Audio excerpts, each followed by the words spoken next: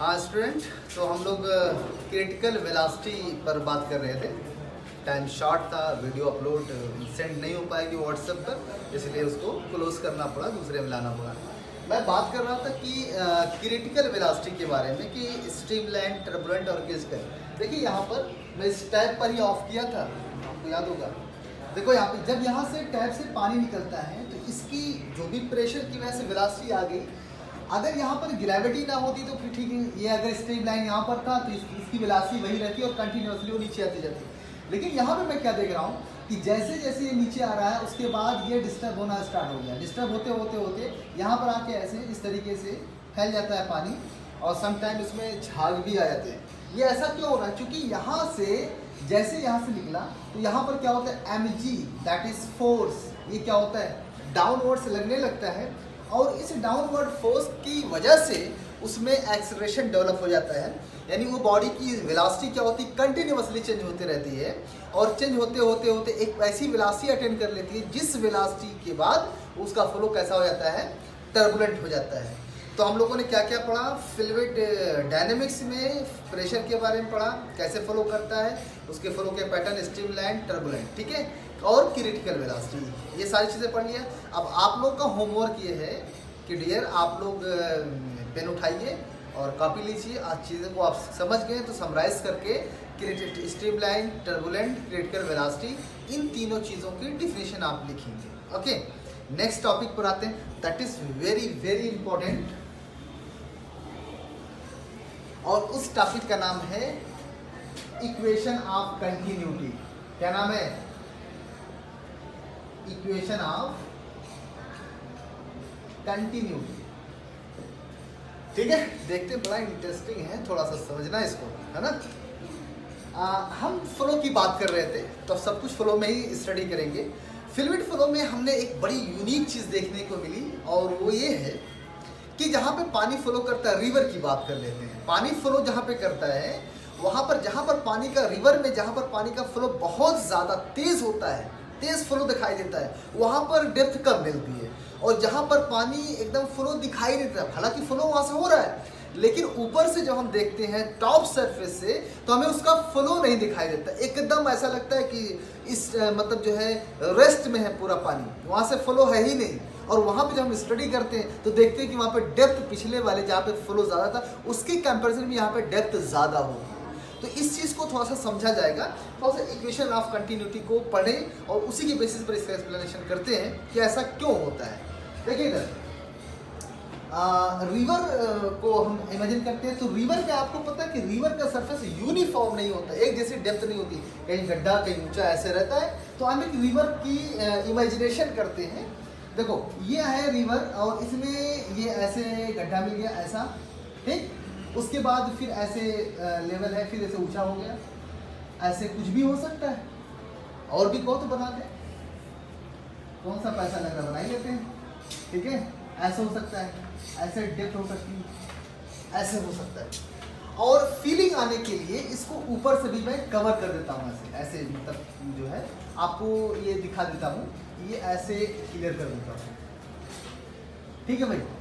अब ये आपका इसमें से सब पानी जा रहा, सन यहाँ से पानी जा रहा, देखो सब पानी जा रहा है ऐसे। ये पानी पूरा फ्लो करते हुए जा रहा है, तो यहाँ पर भी भरेगा, यहाँ पर भी भरेगा, यहाँ पर भरेगा, तो पानी यहाँ पर ही पहुँच गया, ठीक। पानी यहाँ से भी फ्लो कर रहा है, पानी यहाँ से भी फ्लो कर रहा है, पानी यहाँ से भी फ्लो कर रहा है, हर जगह से पानी फ्लो कर रहा है, पूरा रिवर भरा हुआ है, यहाँ से पानी फ्लो कर रहा है,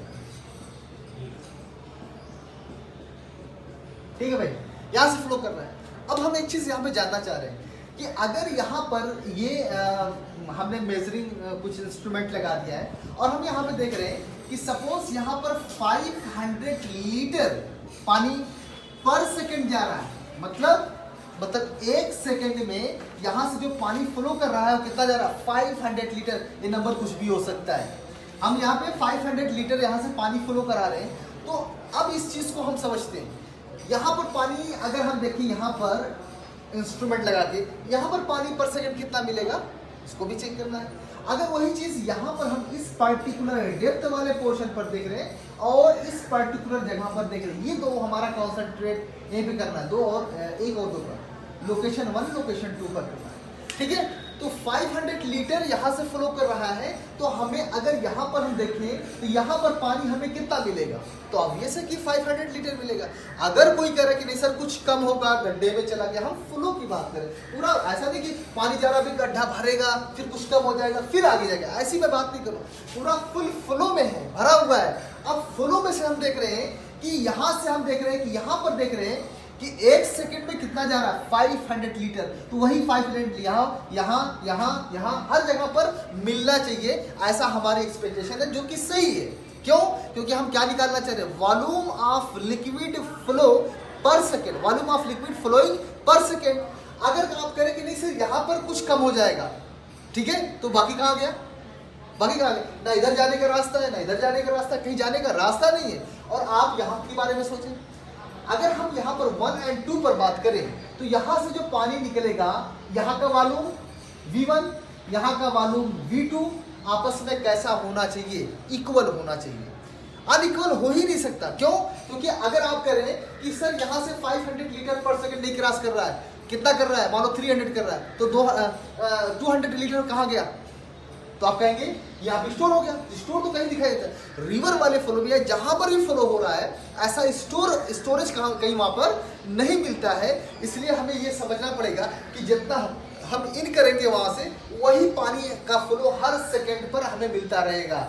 और दूसरी कोई यहाँ पे चीज़ नहीं सोचना है कि सर वहाँ पे कुछ हम टैंक अलग से लगा के यहाँ से कलेक्ट कर लें या कुछ और कर लें, ये सब फालतू की बातें नहीं करना है। जो लॉजिक है, जो यहाँ पर आपको बेस में तैयार करके दे रहा हूँ, उसी बेस पर आपको सोचना है, ठीक है। अलग से नहीं कि सर मैं यहाँ से नाली बना दूँ, इधर पानी निकाल दूँ, अरे भाई ये सब अलग चीज़ है। क्योंकि हम लोग स्टूडेंट को पढ़ाते हैं, जानते हैं ना कि ऐसे ऐसे क्वेश्चन आते हैं जिसका कोई हाथ पैर नहीं होता है। तो इसलिए मैं आपको पहले से वार्न कर रहा हूँ कि ऐसी कोई चीज़ें आपको नहीं करना है। ये आप समझ रहे हैं ना, ये पूरा पानी इस तरीके से फ्लो कर रहा है, और ये जिसमें फ्लो हो रहा है, ये आपका ट्यूब हो सकता है, आपका रिवर हो सकता है, या आपकी पाइप हो सकती है, कोई भी चीज़ हो सकता है, लेकिन उसका स्ट्रक्चर ऐसा है, उसके स्ट्रक्चर में ये प्रॉब्लम्स है, यहाँ पर गड्ढा है, यहाँ पर ऊंचा है, ठीक है। अब यहाँ पर हम समझते हैं, ठीक है, बहुत सिंपल सी बात करते हैं। वॉल्यूम जो हमने पढ़ा है, volume is equal to length breadth height, 3 dimensions होती है। अच्छा, एरिया ऑफ क्रॉस सेक्शन, एक वर्ड आपने सुना होगा, एरिया ऑफ क्रॉस सेक्शन, ठीक है भाई, एरिया ऑफ क्रॉस सेक्शन, इसको हम रिप्रेजेंट करते हैं ए, मतलब एरिया। एरिया में 2 डायमेंशन तो आई गई, तो मान लेते हैं इसमें लेंथ और ब्रेथ हो सकती है, कोई भी 2 डायमेंशन हो सकती है। यहाँ पर एरिया हो गया। अगर हम वॉल्यूम को ऐसे लिखें, वॉल्यूम V इक्वल टू, तो ये वॉल्यूम क्या हो जाएगा, ए मल्टीप्लाइड बाई हाइट, चलेगा, हो गया, ये आपको समझ आ गया। अच्छा, ये आपको फार्मूला समझ में आ गया कि वॉल्यूम को कैसे हम इस तरीके से भी इंटरप्रेट कर सकते हैं। अच्छा, अब इसकी कोई जरूरत नहीं, इसको हटाते हैं, आप समझ गए। अच्छा सुनो, देखो एक फार्मूला आप लोगों ने पढ़ा है, स्पीड। स्पीड होता है डिस्टेंस अपॉन टाइम, ये होता है। अच्छा, स्पीड को अगर हम v से बोल दें, स्पीड वेलोसिटी, जो थोड़ा सा डिफर करके लिखते हैं, तो वेलोसिटी इज इक्वल टू क्या हो जाएगा, distance upon time.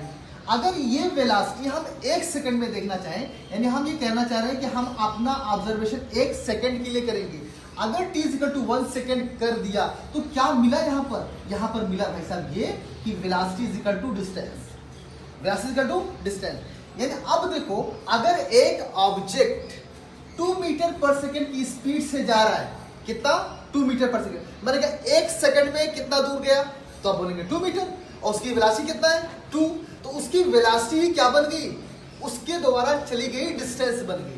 Distance traveled by the object in 1 second is exactly equal to the speed or velocity of that object. Clear है, ये बात समझ में आ रही है।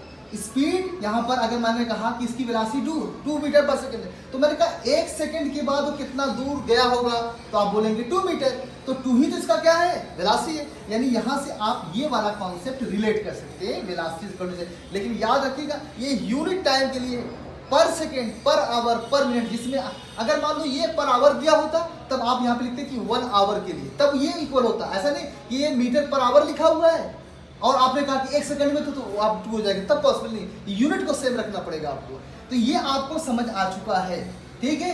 अब आते हैं अपने मेन कॉन्सेप्ट पर, ठीक है।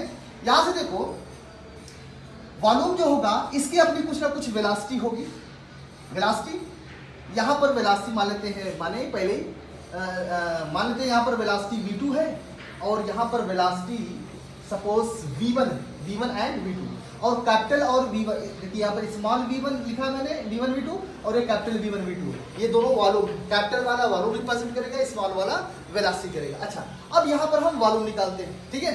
वॉल्यूम के लिए हमें क्या चाहिए, तीनों डायमेंशन। 3 डायमेंशन में हमने प्ले करना सीख लिया, एरिया मल्टीप्लाइड बाई वेलोसिटी, ये हमने प्ले करना पहले सीख लिया था।